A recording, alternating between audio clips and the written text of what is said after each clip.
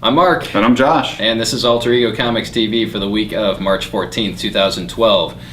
And we're going to change things up a little bit. We're going to kick things off today with a movie review of John Carter, because not enough of you are seeing this movie.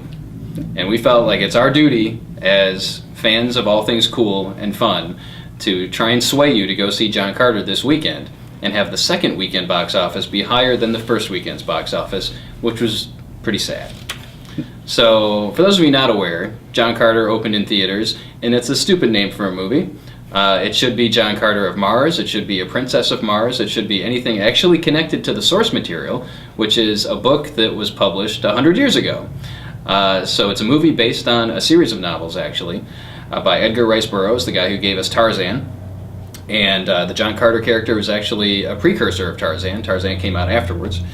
And we saw the movie this weekend, and we both really enjoyed the movie. My 10 and 12-year-old children enjoyed the movie. Everyone that I've spoken to who has seen the movie enjoyed the movie. So ignore all of the negative reviews that you're seeing out there from idiots in People Magazine and Entertainment Weekly. Well, they're not even reviews. No. They're like, oh, the movie bombed. The movie didn't make any money. Who cares if the movie made money? Is the movie good? And the movie is good, I promise. I believe Entertainment Weekly gave it a D. So a D? The guy needs to be executed. Sorry, I shouldn't say that. This is out on the internet, so now the feds will be at my door. But you can never trust reviews in mass market publications. They're just, and they're shills for whoever pays them the most money. We are shills for no one at this time. But there are a lot of parallels in John Carter to the original Star Wars trilogy, to the Star Wars prequels. Superman was supposedly influenced by the John Carter novels, and the premise is there's a Civil War veteran in the late 1800s who is magically transported to Mars. And none of that is really communicated very well in the marketing materials for this movie, which we'll get to in a minute. So he ends up on Mars, and one of the side effects is because of the difference in gravity, and this is not exact science, so don't hold us to it, nor the filmmakers, but he's able to leap very high, and he's stronger because of the bone density of his bones. So, much like Superman was unable to fly in the beginning, he was only able to leap tall buildings in a single bound, so John Carter is a leaper, and not a flyer. Not a leper. Yes. It is just, it's epic science fiction adventure, and with romance thrown in there too. Say something so people know I liked it too. So you're contributing to this. You're right, but it's not even, I mean, in a lot of ways, especially the source material, is science fiction before there was science fiction. I mean, the genres as we look at them today didn't really exist. There was just, penny dreadfuls and novels that went out to the public. And science fiction genre having fantasy and horror and all these subgenres didn't exist. He was kind of inventing it as he went, and it's awesome. At the time, they classified it, and I think it might even be on the original cover, as a fantastical romance, or as a romance story. And it's definitely romantic in the modern sense. I mean, there's a love story with Dejah Thoris, the Princess of Mars. But it's more of a romance in the spirit of Indiana Jones. It's a romantic view of the world. It's an adventure, and it's breathtaking. It's just a fine film, and it's a shame that people aren't enjoying it the way they should. So, things to like about John Carter. The cast is good. What's his face? Taylor Kitsch, Tim Riggins from Friday Night Lights. I know this is why the women are going to see this movie, is because Tim Riggins is wearing a loincloth for most of it. But he's believable as the hero. He doesn't have to be the greatest actor in the world. I mean, he's a soldier that gets thrown into a situation that he's not familiar with and is discovering the inhabitants of Mars and the situation as we are, which is one of the cool things about it. It's not all kind of recap. We're experiencing the stuff with him. Dejah Thoris, played by Lynn Collins, is one of the strongest female characters on film that I've seen in a long time in this type of movie. She's smart, she's beautiful, and she could carry her own film, probably. She's very similar to the Carrie Fisher Princess Leia in the original Star Wars trilogy. She's got her own mind made up on things. She can wield a sword with the best of them. Plus, she wears the metal bikini. Yes. Pretty much the whole movie. The metal bikini, the whole movie is worth it there. It's directed by Andrew Stanton, who directed WALL-E and Finding Nemo for Pixar. And this is a joint Pixar-Disney film. And both of those movies were excellent, and it really is unfortunate that people are coming down so hard on him as a director for him failing this movie. It's the marketing department at Disney failed this movie because they didn't market it effectively. I could ask people on the street, what is this movie about? And none of them can give me the answer. There is no explanation of, okay, it's a big space epic, what's it about? So whoever handled PR and marketing for this movie needs to be fired before they let another good movie bomb because they don't know how to do their jobs. The score is fantastic by Michael Giacchino, who did J.J. Abrams' Star Trek and the music for Lost and Alcatraz on Fox right now. It's got lots of elements of John Williams and a lot of those classic scores from the 1980s. It's just a really fun action-adventure romance movie, and you need to go see it. If you like comics, I can almost guarantee you will like this movie. If you don't, come talk to me and I will change your mind. But we decided we want to start things off this week with a plea to you, our viewers, to go see John Carter this weekend and prove Hollywood wrong and reward excellence in filmmaking, because this is really an excellent movie. Enough said? Enough said. All right. On to our top 5 from last week. I still feel like I need a pencil or something to throw around. Hey. These are the top 5 bestsellers at Alter Ego Comics for last week. We'll start things with Detective Comics, number 7. We're actually going from best to least. I think I did the other way last week. So the number 1 bestseller was Detective Comics number 7, followed by Action Comics number 7. Those two are joined at the hip. They've been selling virtually identical numbers for a number of months here. Amazing Spider-Man number 681 is the next on the list, followed by Age of Apocalypse number 1, and we'll round out the top 5 with Venom number 14. So we've got representation from Marvel and DC in the top 5. Let's hope for some indie love next week. I guess we'll toss it to you. Are you want me to go? I'll go. I'm looking at our agenda here. Apparently I need to go next now. I just talk all the time. Point of order. Josh knows this. I talk all the time. All right, this week we've got Saga number 1 by Brian K. Vaughan and Fiona Staples. We talked about it last week as being the first in our More Than Your Money Back promotion, and really it was a book that forced us to do that because we wanted to make sure we got this into as many hands as possible, because it is really good. Much like John Carter, this is a book without the support of people who have already checked it out, without support of people who loved it. Many people would probably walk right by it on the stands because it doesn't have a Marvel logo or a DC logo on it. It's an independent comic published by Image Comics. As we said last week, it's Romeo and Juliet meets Star Wars. It is the first issue in what looks to be a truly epic storytelling or storyline by Brian K. Vaughan. And you get that when you read the first issue. You're not going to have all the answers in the first issue. You're not going to know, everything that's going on in the first issue, and that's okay a lot of the times. But you can tell that Vaughan is kind of sowing the seeds of a very long story, which hopefully will be excellent. This issue is a can't miss at 44 pages with no ads for $2.99. And as we mentioned last week, if you buy it and you don't like it, bring it back within 7 days and we'll give you $5 in store credit. So more than your money back for you to take a chance on something that maybe you wouldn't take a chance on. But with Brian K. Vaughan's track record, I don't know why you wouldn't pick this one up. On the trade front, we've got Flashpoint Batman. Now this collects a number of different series, but the prominent one is obviously the Batman Flashpoint series.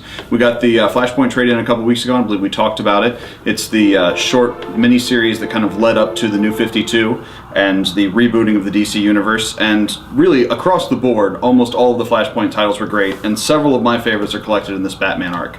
We get the lead Batman story, which is written by Brian Azzarello, who's now on Wonder Woman, who's done 100 Bullets, who's done really great comic work. And essentially the big twist in the Flashpoint universe related to Batman is it's Thomas Wayne. Bruce gets killed instead of the parents. Spoiler alert. And so Thomas Wayne becomes Batman and avenges Bruce's death, and it's just exceptionally well done, the way they set the whole Batman universe on its ear. But beyond that, we also get the Dead Man and the Flying Graysons series, which was probably my favorite second-tier mini. We're following Dead Man and the Flying Graysons when they're still traveling about with the circus, and you also see a lot of your other favorite DC characters interacting. It's also got Deathstroke Curse of the Ravager, which was quite good, by Jimmy Palmiotti and Justin Gray, who've been just knocking it out of the park on the Old West book. All-Star Western. All-Star Western. And the Ray, right? Yeah, and everything else they write.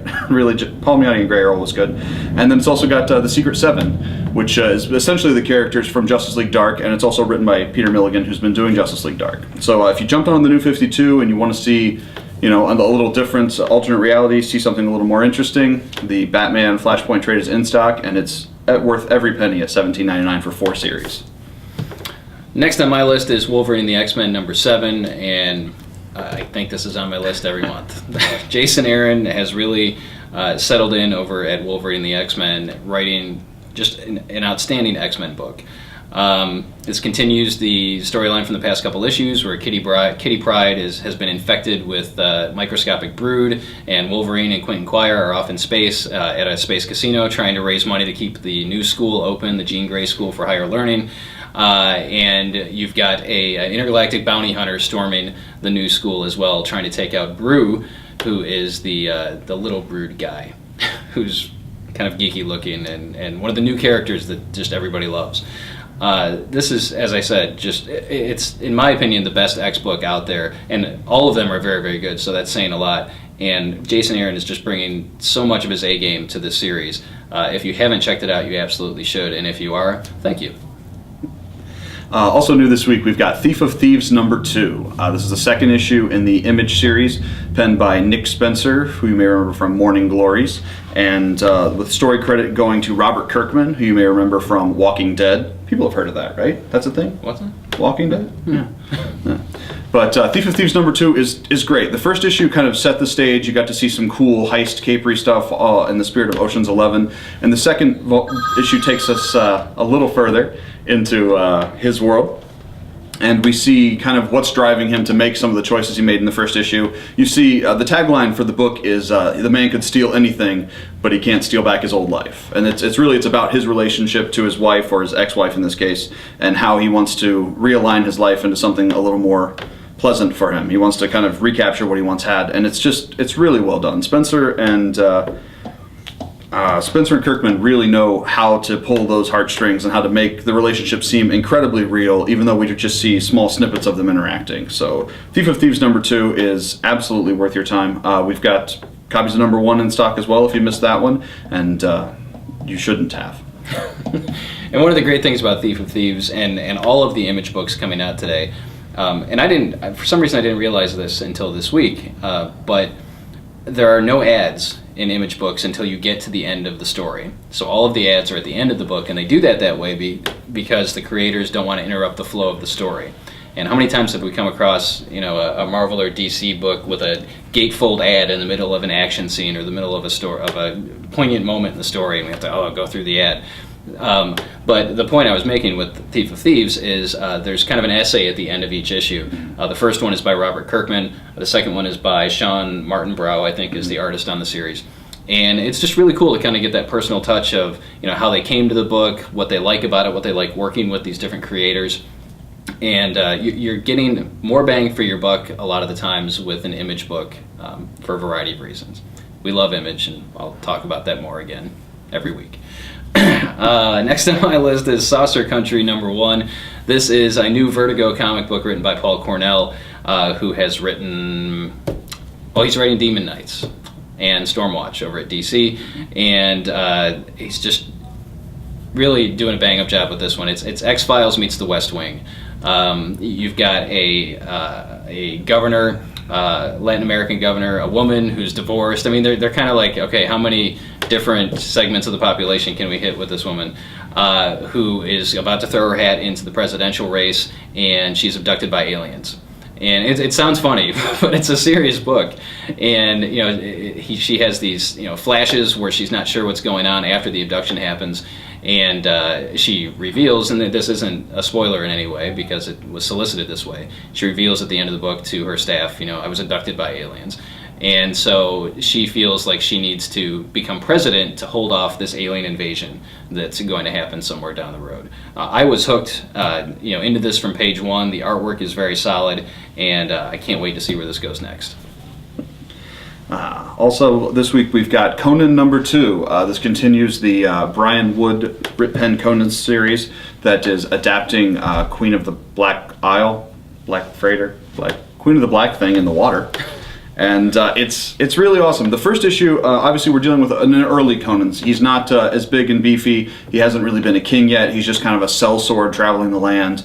And so he's a little different than you expect, but about the middle of this issue, they hit just a classic run of Conan, where he's in just this battle calm, and the narration fits wonderfully, and there's blood and guts everywhere, and you hear the lamentations of their women, and it's just exceptionally awesome. If you like sword and sorcery, if you like Arnold Schwarzenegger, if you like swords, if you like anything violent, Conan is a fantastic book, and you should totally check it out. Batgirl number 7 is next on my list of picks, and has been on this list before. Gail Simone is doing a great job with Barbara Gordon and reintroducing her, or this version of Barbara Gordon, in the New 52. And we're seeing each month we're getting a little bit closer to how did Barbara go from being paralyzed in a wheelchair to being Batgirl again. And apparently there's or in this month's issue, in issue number 7, a big piece of the puzzle perhaps emerges.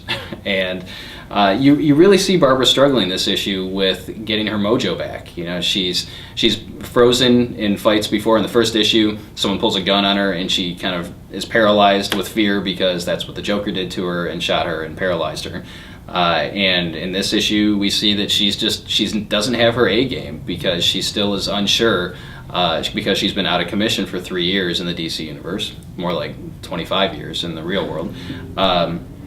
So I think we're rolling towards this confrontation with the Joker, or this big reveal of how does she go from point A to point B, and it's just been a great ride so far.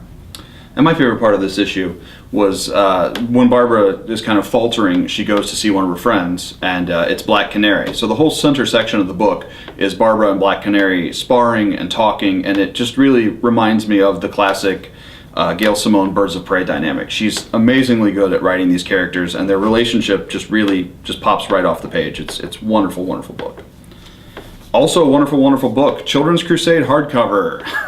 Weren't we just talking about Children's Crusade? Children's Crusade, the last issue came out last week, and this week we have the collected edition, which is good for those of you that missed the earlier issue since they're out of print. Children's Crusade, Avengers Children's Crusade, is probably my favorite Avengers story of the last 5 years, bar none. It's just incredibly well done.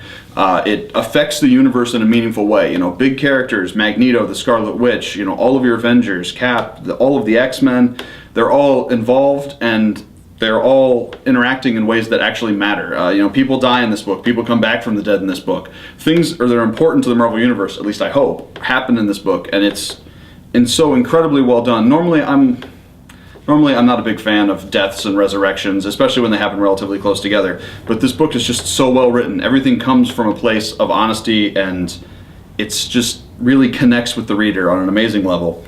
Avengers Children's Crusade. If you like Avengers, you should totally check it out. You should have already been checking it out. If you want to get amped up for the Avengers versus X-Men, this book already has the Avengers and the X-Men almost coming to blows over several issues. And I don't know if you noticed, Scarlet Witch is on the cover of a lot of the Avengers vs. X-Men stuff, so she's going to play a part, and this is how she got back to the team. We can't say enough about this book. It's so I feel like I need to say more. We've been talking about the single issues as they come out. The collected edition is out. There's no reason that any Marvel fan should not own this book. The end. I will stay in Avengers land with a new Avengers series, Avengers Assemble #1, and this is for those of you that can't wait for the Avengers movie to come out in May. This is a new Avengers book that takes place in the Marvel Universe that the comic books exist in, that we know and love, but with the movie cast. So you've got Captain America, Iron Man, Thor, Hulk, Hawkeye, Black Widow. I think that's everybody. Everybody that's in the movie. The Hulk. I said Hulk, did you? Yeah, he's green. We'll have to play that back, figure it out. So you've got your movie Avengers in a Marvel Universe comics continuity book. First issue, written by Brian Michael Bendis, who's Mr. Avengers over at Marvel. He writes pretty much everything with Avengers in the title. And Mark Bagley, his co-conspirator on Ultimate Spider-Man for over 100 issues. It's a great, fun book. The nice thing about this, and I'll try and get this out of my mouth before I stumble any further, is it's good for existing fans and it's good for new fans. If the only Avengers that you know are the movie versions, if you've only seen the films, then this is the book that you want to jump into. It's accessible, and it will give you those familiar characters. If you've been reading comics for a long time, you can still read this and appreciate it. So, Avengers Assemble #1, it's for everybody. And my pick of the week is Saga #1. Yes, I know, a big surprise. Saga is, everything Mark said is accurate. Saga is exceptionally good. You're welcome. You know what? Mark's wrong all the time. No. Saga is really, truly good. It's easily the best first issue I've read this week. Possibly ever. Like, as far as the amount, the degree to which it draws you into the story, the amount of information you have, the way it sort of captures your imagination for this completely alien world that has no connection to ours of any meaningful nature. It just completely sucks you in. The artwork by Fiona Staples is amazing, and like Mark said, it's not broken up by ads. It's laid out the way they intended it, and it has an impact as each page turns. Staples also did penciling for the narration, which in this one, the narration is not taking place in little boxes at the top. It's in its own font, kind of drawn right into the artwork, and it gives it a really great ethereal quality, like you're hearing a tale told out of time, like it's being, read to you as a child by your grandmother, and it's just so good. Fables, wow. Saga succeeds on every level. It's a great romance, it's a great science fiction story, it's a great fantasy story, it's a great story about interpersonal relationships and interactions with people. Every character we see is three-dimensional and drawn out. The bad guys, or the people we assume are going to be antagonists, are just as flawed and understandable and relatable and human, even when they mostly aren't human, as the main characters. And it's just, you're really doing yourself an extreme disservice if you don't check this out, especially with the deal, $2.99, $5 back if you don't love it. Read Saga. For my personal emotional well-being, please buy Saga. And that is why both of us can talk about the same book, because Josh will use big words I've never heard of before when talking about a book. I've probably heard of them. I just can't use them correctly. All right, so those are the comics we wanted to run through this week. There's a whole bunch more. It's a really great week for comics at Alter Ego and stores all across the country. But only at our store, we want to bring to your attention that we're having a creator signing on Wednesday, March 28th, and that creator is Mark L. Miller. And he is a Lima native. He went to Lima Senior High School. He now lives in Chicago, and he's been writing comics for the last few years, kind of quietly making a name for himself. And this is his highest profile book. He is reimagining the Jungle Book. And in his version, there is Mowgli, the main character, is female, and the animals in the jungle are part of a civil war. So that's all we know at this point. It sounds interesting. It's gotten a lot of positive buzz. There was an article in USA Today a couple of months ago, and he's been featured in interviews on lots of comic news sites. So Mark is coming from Chicago to Lima to hang out with us for a few hours on Wednesday, March 28th from 3 until 6 p.m. And you can pick up your copy of The Jungle Book #1. This is published by Zenescope, who does Grimm Fairy Tales and Charmed and a bunch of other cool stuff. And have Mark sign it and ask him what it's like to be a comic writer. And he's also an editor at the entertainment website Ain't It Cool News. So he is very plugged into what's going on in pop culture and the entertainment industry. And come out and talk to him. Otherwise he'll be sitting there talking to us for 3 hours, which is fine, but I'm sure we'd rather see a bunch of people come out too. So we'll keep talking about this as we get closer to it, but put it on your calendar. We want to see you come out for the first creator signing that we've had in a long time. So that will do it for this week. As always, we appreciate you watching. Leave your comments and questions below, and we will see you next week. Remember, if you don't read great books, you have no advantage over people who can't read them. Take care.